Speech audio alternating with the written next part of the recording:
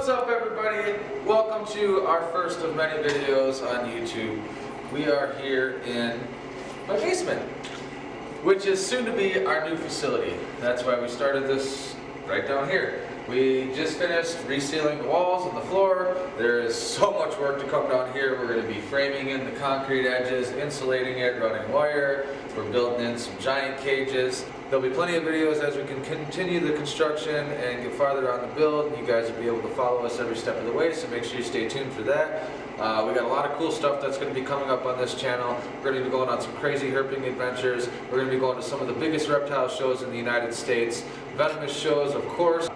But today we're going to be doing just a couple things. We just got back from a reptile show, our first one of 2021 in Janesville, Wisconsin. It was the Show Me Reptile show put on by Mickey. It was an amazing show. We had a good time, got to talk to a lot of people. We'll probably show a small little clip of the crowd of that.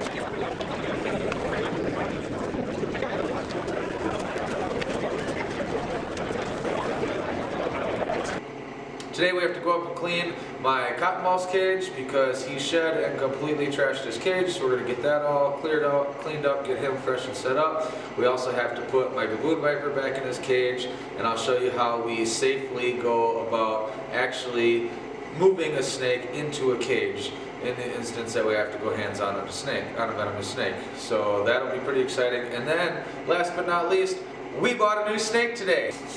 So stay tuned, follow along. Come check out what we got for you today. The first things we gotta do is fix our cottonmouth cage. He completely shredded it. There's moss all over the place. There's a shed in there, so obviously while he was shedding, he trashed his cage. And this is a fully bioactive cage, and it looks really cool when it's all nice and neat. But one of the downfalls to cottonmouths is they are very active and they just, I don't know, maybe it's just him. He loves trashing my cage. So I will show you that he is in fact in the hide box. There you go. So therefore I can now safely enter this cage and get it all straightened up. Which we can go ahead and enter the cage and start cleaning. Get both doors open here. Obviously, you notice this is one of the original venom-proof cages that we started with, not one of the newer upgraded ones, but it still works completely perfect. We still love it. Cottonmouth loves it. So we're going to pull a shed out here. Pretty nice looking shed. So we got it all off pretty much in one piece, minus where it broke up a little bit. Alright, next thing I'm going to do is I'm going to pull all the moss out. It's winter in Wisconsin, so we're running a lot of heaters right now, so stuff tends to get super dry. So what I like to do is just pull all this moss out. What's nice about this species of moss is since it comes from areas where we have winter snow, it goes into a dormant state, so it'll completely can dry out. Like you can see some of the tops of this got it a little bit dry. It'll start to dry, get really light and fluffy, but then when you put it in water, let it soak back up, it'll turn nice and bright green and start growing again. Relatively fast actually too. Usually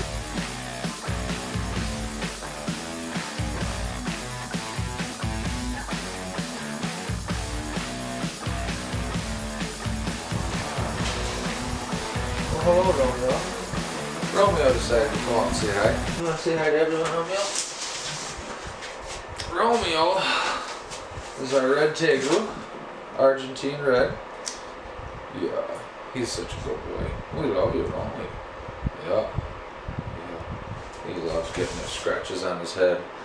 He's actually just coming out of brumation, so he is super active and constantly bugging me, wanting food. Oh. You go back and play, so I can get back to work.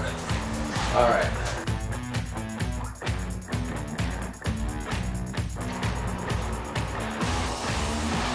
Alright, you can see already where the pieces that are getting wet, soaking up that moisture. See, this one's still dry, this one's wet. Already starting to turn green. Of course, some extra water on that. Cool. It's super hydrate. Nice and green.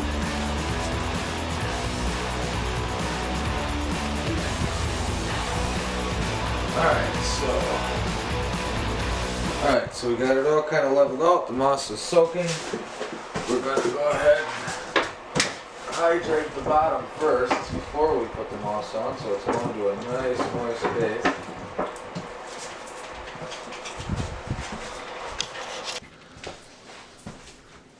Alright, so we can get the water dish all filled up.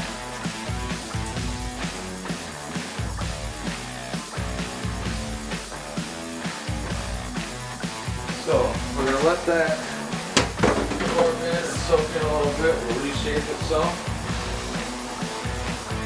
And then once the moss is ready, we'll fill in the moss, we'll add some reptile and lay stuff down where it needs to be. And we can let him out to go explore his new digs, see how he likes them. I'm sure he's going to get it. Alright, well that's soaking in. I'm going to go ahead and get the windows clean.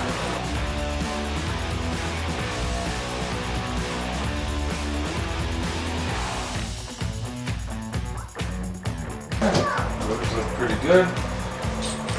Now, moss looks pretty soaked up, so I guess we can start filling her back in.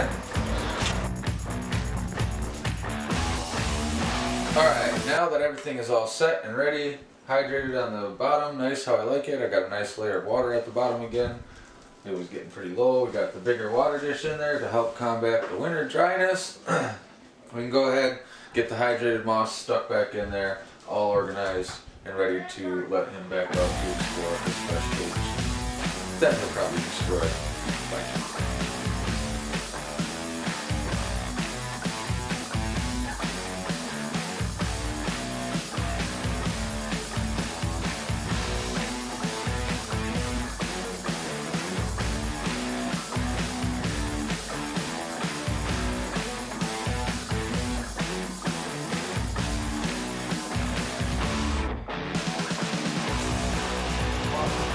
On it.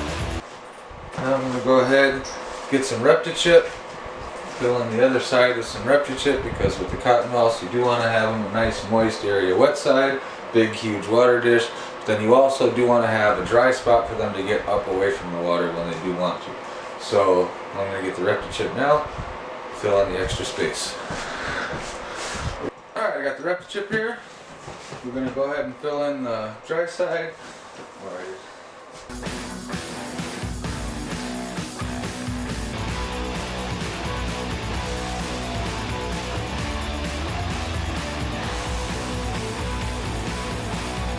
Now, we can go ahead and grab those little under hide logs, hide barks, whatever you want to call them.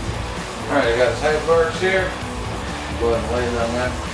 I like to stick the one really nice and tight down by the door, because it kind of helps stop him from getting junk in it.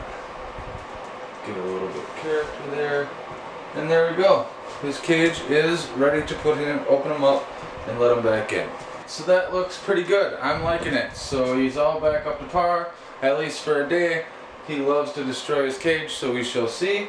I'm going to go ahead and give it one light spray down on all the plants before we lock them up and let them out.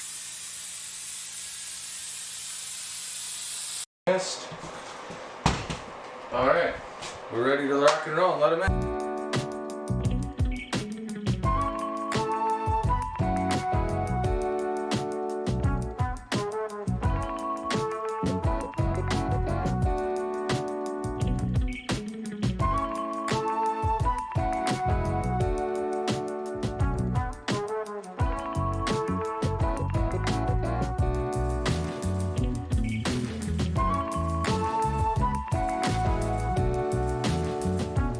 Alright, first things first, we're going to go ahead and undo the lock, which has secured the snake inside the hide box, inside the cage that we have been rearranging this entire time.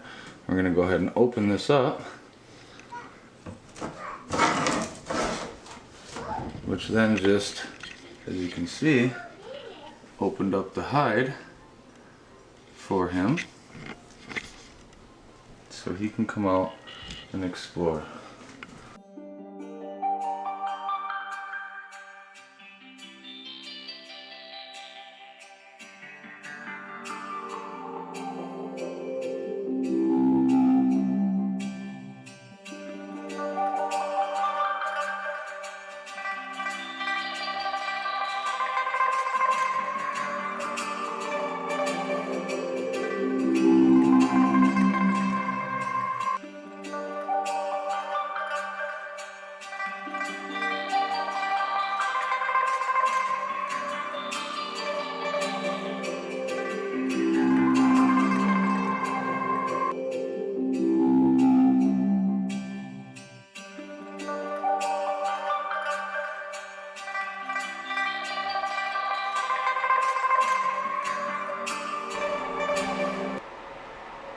Well, looks like he approves. He loves his fresh setup. All hydrated moss, bigger water dish, nice and sprayed down, fresh reptile on his dry side. He is one happy, happy boy, which makes me happy. And the best part is, we never had to come into contact the entire time. I was able to securely lock him in this hide box without ever entering the cage, never putting stress on him, never putting myself at risk, and now he's got fresh new digs. Alright guys, next thing we gotta do is get the Gabby put away. We took him to the reptile show this weekend at the Show Me Reptiles show that Mickey puts on. It was fabulous, we had a great time. We're gonna go ahead and get him out of the display case that we had him in for the day and get him put back into his normal cage. So I'm gonna go ahead and pull this glass back. You notice that I'm pulling it away from me, so if he strikes, it's away from me.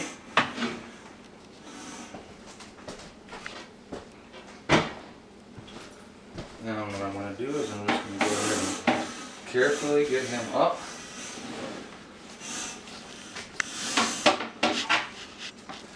Out.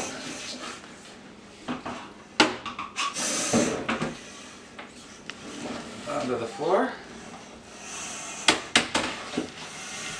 I'm going to get this cage right out of my way. And then you'll see how huffy puffy he is. That's a defense that they use in the wild to ward off giant predators or just giant things that could step on them, because they like to hide out in the leaves. Alright, zoom in real good on him, bud. Now, this is Dodge. Dodge is a West African gaboon viper, or Bitis rhinoceros.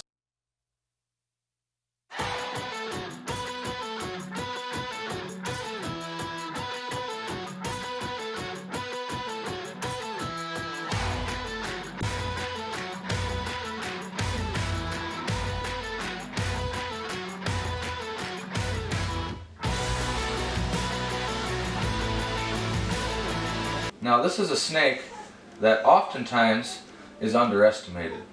People tend to get too comfortable with this animal because of their calm nature. But believe it or not, they actually have the fastest strike on the planet.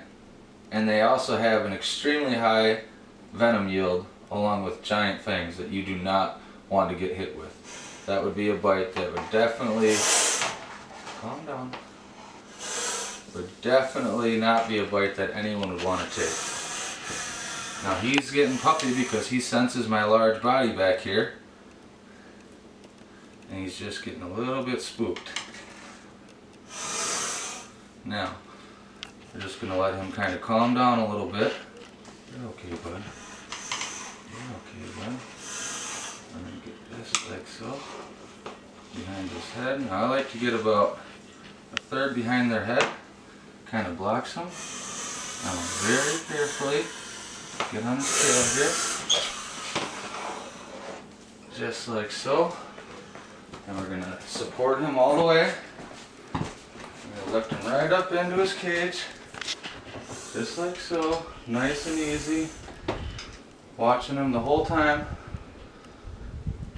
Let him get nice up into there, and we'll go ahead and shut the cage.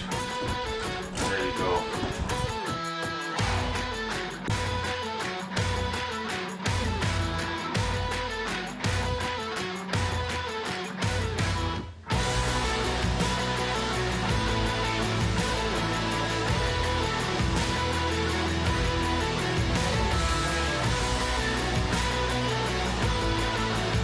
Alright, and now, the moment you guys have all been waiting for, we got a brand new snake!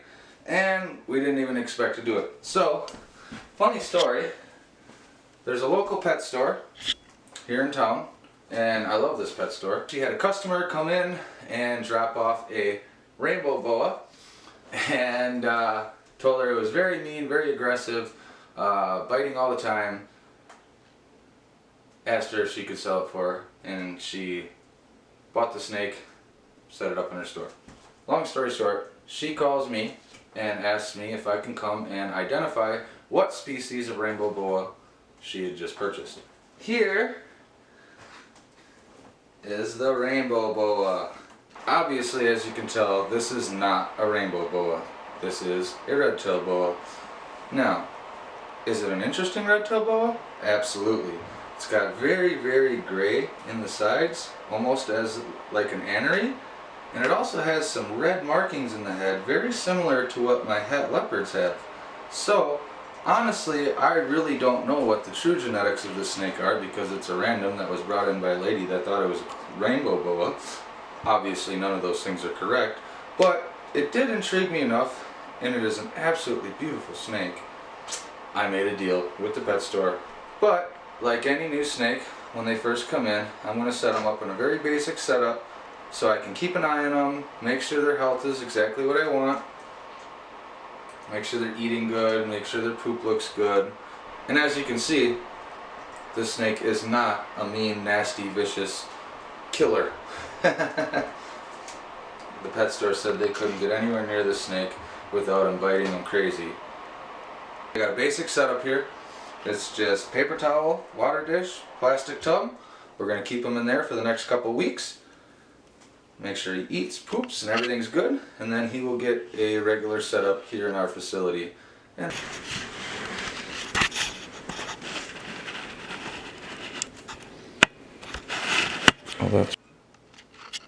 alright guys, that's all I got for today's video. I hope you enjoyed the little bit that we did. We're just getting started. Stick with us. If you like what you seen, like, subscribe, hit the notification bell, all that jazz. Leave a comment below what else you guys want to see. We got a whole bunch of crazy adventures coming up. We are going herping. 2 weeks we are going to Conroe, Texas to one of the largest venomous shows in the United States. Herps, Sean and Lori put that on at the Herp Show. You are not going to want to miss that. We're going to go ahead and film that entire trip. Might do a little bit of herping while we're down there. But stay tuned, we got all sorts of crazy stuff coming on. Brand new facility getting built, new animals coming in, breeding projects. It is the middle of winter, so everything is kind of slow right now, so we're going to do what we can when we can. But I promise you, follow us and you guys are going to come along on some crazy adventures this summer.